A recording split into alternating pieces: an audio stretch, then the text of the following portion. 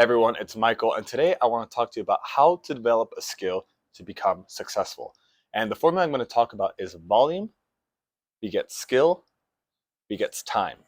Volume times skill times time, in that order. This is not original for me. I got it from Alex Hormozi. If you want to look it up on YouTube, you'll find that it's his formula that he came up with. But I wanted to make a video on it today because I want to go through each category because it really spoke to me. That in any skill that I've gotten really good at, it follows this formula. And it goes in line with Malcolm Gladwell's 10,000 hour rule. It goes along with a lot of ways that high performers exceed. So right away, volume, skill, and time. Volume, what is that? Volume to me is failure. It's how many times are you allowed to fail constantly, constantly, constantly, so you learn. Whenever I'm in practicing a skill or a discipline with an expert, any mistake I make, I expect the expert to be like, oh yeah, I've done that thousands of times. Oh yeah, that's a rookie mistake. I've done that thousands of times. Like that's how many, like I expect the expert to say, I have failed more times than you've tried, Michael.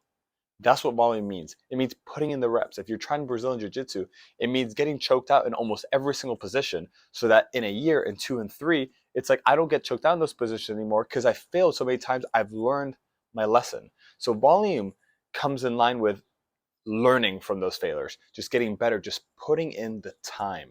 That goes along with skill.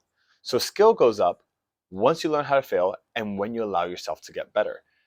Skill is going to come with volume. It's very hard to come into anything with a high amount of skill if you don't have volume, if you haven't put in the reps, if you want to get better at sales. Most people, unless you're a freak, a natural, like usually you suck at first and you need to fail and you need to put in the hours before you build that skill, before you get better. That's why a lot of times when you get like entrepreneurs that have built like, $1 million businesses and then they lose everything, that's how they're able to, out of nowhere build another one. Why? Because their skill is so high because they built so much volume on that other business. And this leads to time. All this volume, which amounts to all the skill, compounded over time, leads to insane results, amazing results. If you know who Seth Godin is, you can look him up. He's very famous in the marketing space. He posted a blog every single day for I think like a year or more. And over time, every single one of those blogs allowed him to compound towards where he was getting a lot of views on his website, hundreds of thousands, because he had so many. Think about the YouTubers. The YouTubers that I like, I remember thinking, pridefully and egotistically, I remember seeing, people with 200, 300,000 subscribers thinking like, why can't I get those amount of subscribers? Then I look at how many views I have, or sorry, how many videos I've created. I've created 50 or 60 videos. The people I look up to have created at least 300 to 400 to 500 to 1,000 videos, quadrupling me.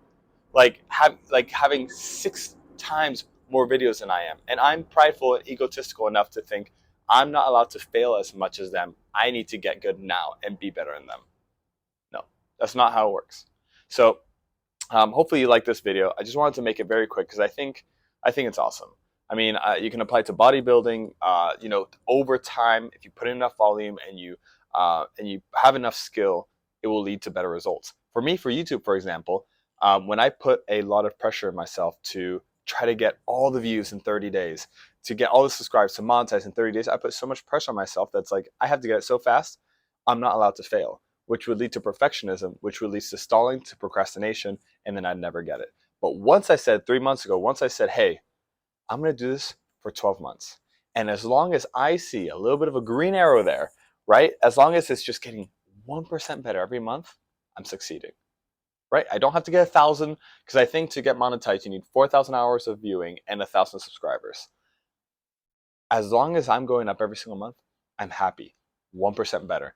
Because if I'm getting 1% better every month, who knows where I'll be in 12 months. Give yourself the permission to have time on your hands. It's like, think about it this way. If you were to really practice a skill 3 to 4 times a week and really try and really put in the work and wait 12 months, see where you'd be. You would be 90% better than everyone in this earth. If you're trying to do guitar, if you're trying to do piano, if you're trying to do boxing, if you're trying to do martial arts, if you're trying to dance, whatever you're trying to do, really let it compound.